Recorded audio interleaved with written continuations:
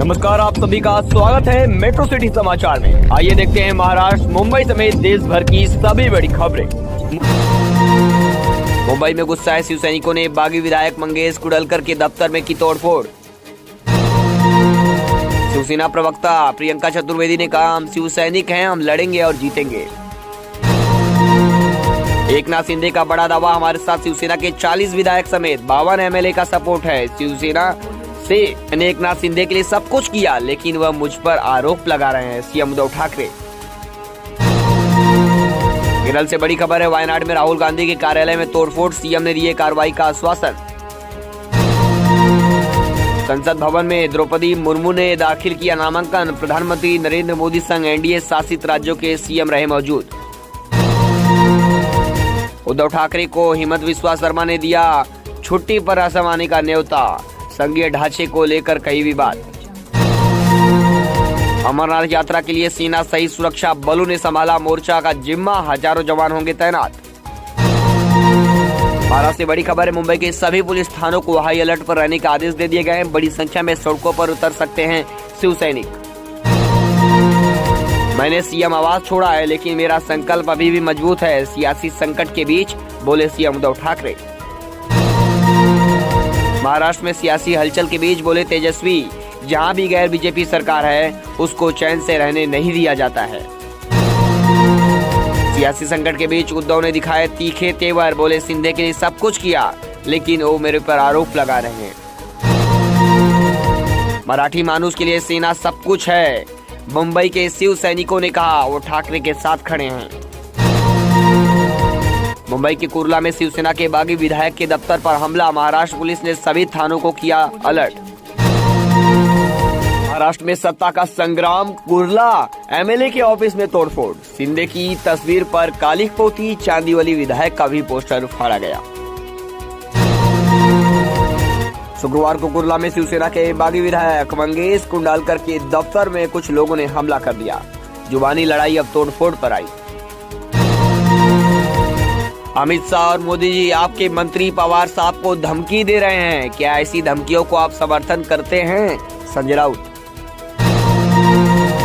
अब तक शिव सैनिक सड़कों पर नहीं उतरे, चाहे कितने भी लोगों को आप खरीद लो, संजय राउत।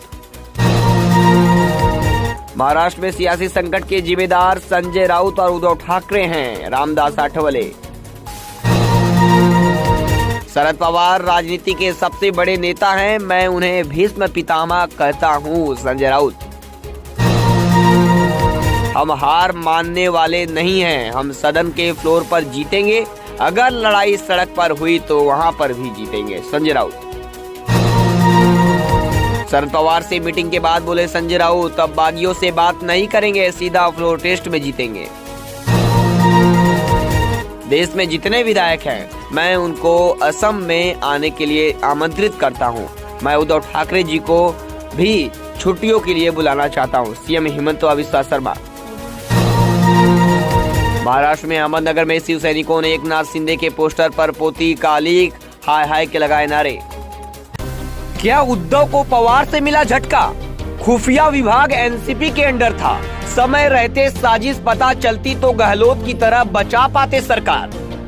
महाराष्ट्र में जिस तरह उद्धव ठाकरे की कुर्सी पर संकट गहराया है, उसमें पुलिस इंटेलिजेंस की विफलता से इनकार नहीं किया जा सकता। ये विभाग राज्य के गृह मंत्रालय के अधीन आता है और इसके मुखिया एनसीपी के दिलीप पाटिल वलसे हैं। इस मामले में वलसे के साथ साथ एनसीपी सुप्रीमो शरद पवार की भूमिका भी सवालों के घेरे में है। बड़ा सवाल यही है कि ऐसा कैसे हुआ कि शिवसेना के बागी नेता एक शिंदे एक साथ 36 विधायकों को अपने साथ मुंबई से सूरत ले गए और किसी को कानो कान भनक तक नहीं लगी। अगर उद्धव को समय रहते इसका पता चल गया होता तो वह भी राजस्थान के सीएम अशोक गहलोत की तरह बाड़ेबंदी करके अपनी सत्ता सुरक्षित करने की जोर जुगत करते। गौरतलब है कि पिछले 8 साल में अशोक गहलोत की एकमात्र ऐसे नेता रहे हैं जिन्होंने तख्ता पलट की कार्रवाई को विफल कर दिया था। सूत्रों के मुताबिक उद्धव को कमजोर करने का खेल राज्यसभा चुनाव से शुरू हुआ। पहले भाजपा को राज्यसभा चुनाव में सफलता मिली, जिसमें शिवसेना का उम्मीदवार हार गया। उसके बाद एमएलसी चुनाव में शिवसेना को हार का सामना करना पड़ा। कहा गया कि दोनों ही चुनावों में क्रॉस वोटिंग से गड़बड़ी कराई गई। पहला, महाराष्ट्र सरकार का गृह विभाग एनसीपी के कोटे में है। एनसीपी विधायक दिलीप पाटिल वालसे गृह मंत्री हैं, लेकिन सिंधिया गुट की बगावत में पुलिस इंटेलिजेंस की सक्रियता कहीं भी नजर नहीं आई। यहाँ तक कि बगावत के एक दिन बाद भी कुछ विधायक गुवाहाटी पहुँचे, उन्हें भी रोकने की कोई कोशिश नहीं हुई। हालांकि शरद पवार ने इस मुद्दे पर गृह मंत्री दिलीप वालसे पाटिल से नाराजगी जाहिर की है। दूसरा, सियासी संकट के बीच एनसीपी चीफ शरद पवार ने बुधवार को उद्धव ठाकरे से मुलाकात की। इसके बाद उन्होंने बागी गुट के नेता एकनाथ शिंदे को सीएम बनाने का बयान दे दिया। सवाल ये है कि पवार ने ऐसा क्यों कहा? क्या पूरे प्लान के बारे में पवार को पहले से पता था? तीसरा, सियासी जानकारों का कहना है कि एनसीपी के 2 मंत्री नवाब मलिक और अनिल देशमुख जेल में हैं। ऐसे में अपने मंत्रियों को बचाने के लिए एनसीपी बीजेपी के साथ गुप्त समझौता भी कर सकती है। ऐसे में टूट फूट से शिवसेना कमजोर होगी, जिसका भविष्य में एनसीपी को फायदा मिल सकता है। चौथा, साल 2019 में बीजेपी के साथ एनसीपी ने गठबंधन किया था और एनसीपी नेता अजित पवार डिप्टी सीएम बने थे। उस दौरान बीजेपी ने एनसीपी विधायकों को तोड़ने की कोशिश की थी, जिस पर पवार ने बीच बचाव पर 3 दिन में समाधान निकाल दिया था। लेकिन इस बार वह ज्यादा सक्रिय ऐसा क्यों है कि अपनी ही सरकार बचाने में उनकी दिलचस्पी नजर नहीं आ रही है। पांचवा, प्रधानमंत्री नरेंद्र मोदी और एनसीपी प्रमुख शरद पवार के बीच दोस्ती जग जाहिर है। केंद्र की ओर से पवार को पद्म विभूषण सम्मान भी दिया जा चुका है। महाविकास आघाड़ी सरकार के संकट के बीच एनसीपी कांग्रेस के कोटे के मंत्रालयों के बीच मची होड़, जारी किए जा रहे हैं हजारों करोड़ों के जीआर। हाई अलर्ट पर मुंबई पुलिस, बड़ी संख्या में शिवसैनिक उतर सकते हैं और कर सकते हैं प्रदर्शन। शिवसेना को झटके पे झटका, अर्जुन खोतकर के खिलाफ ईडी की बड़ी कार्रवाई, 200 करोड़ की फैक्ट्री की जमीन जब्त। आदिवासी महिला को राष्ट्रपति पद के लिए चुना जाना ऐतिहासिक, जयराम ठाकुर। महाराष्ट्र की राजनीति में जारी उथल पुथल और सत्तारूढ़ गठबंधन में शामिल पार्टी शिवसेना में विधायकों के बगावत के बीच मुंबई पुलिस ने ठाकरे परिवार की निजी आवास मातोश्री और पार्टी मुख्यालय शिवसेना भवन के बाहर सुरक्षा बढ़ा दी है। जानकारी के मुताबिक मुंबई पुलिस आयुक्त संजय पांडे ने मातोश्री में मुख्यमंत्री ठाकरे से कानून व्यवस्था की स्थिति पर चर्चा करने के लिए मुलाकात की है। मुंबई पुलिस के अनुसार शिवसेना के विधायकों द्वारा उद्धव ठाकरे के खिलाफ बगावत करने से मुंबई में शिव सैनिकों के हिंसक प्रतिक्रिया करने की आशंका है। एक पुलिस अधिकारी ने बताया कि मुंबई शिवसेना का गढ़ है और राज्य की राजधानी भी है, इसलिए पुलिस किसी भी अप्रिय घटना से बचने के लिए पूरा एहतियात बरत रही है। बता दें कि इससे पहले जब शिवसेना में छगन भुजबल और नारायण राणे जैसे नेताओं ने बगावत की थी, उस समय शिवसेना कार्यकर्ताओं का काफी हिंसक प्रदर्शन देखने को मिला था। मुंबई पुलिस ने बांद्रा में स्थित ठाकरे परिवार के निजी घर मातोश्री और दादर में स्थित पार्टी कार्यालय शिवसेना भवन समेत कई अन्य महत्वपूर्ण स्थानों की सुरक्षा बढ़ा दी है। गौरतलब है कि बगावत से नाराज शिवसेना समर्थकों ने गुरुवार को माहिम के बागी विधायक सदा सरवकर की तस्वीर वाले एक बैनर पर कालिक लगा दिया था और उस पर गद्दार लिख दिया। बता दें कि सरवकर इस वक्त गुवाहाटी में एकनाथ शिंदे के साथ है।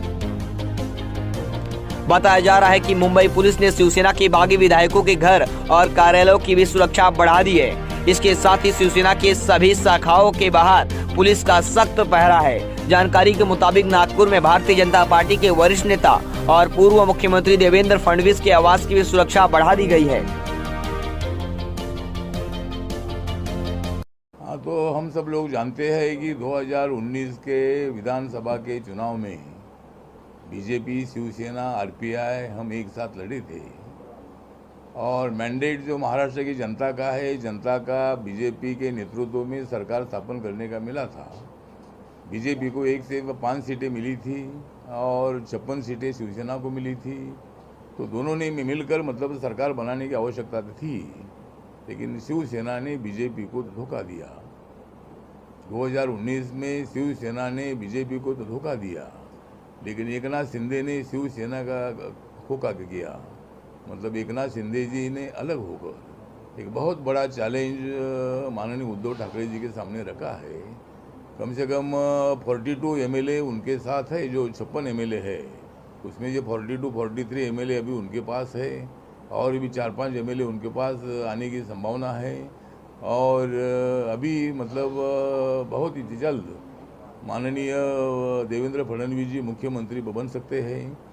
एक तो एकनाथ शिंदे जी ने देवेंद्र फडणवीस जी और बीजेपी के साथ बात करनी चाहिए, और बीजेपी ने भी एकनाथ शिंदे जी के साथ बातचीत करके बहुत जल्द ही मतलब अपनी सरकार स्थापन करने का जो पत्र है ये माननीय राज्यपाल साहब को देने की आवश्यकता है।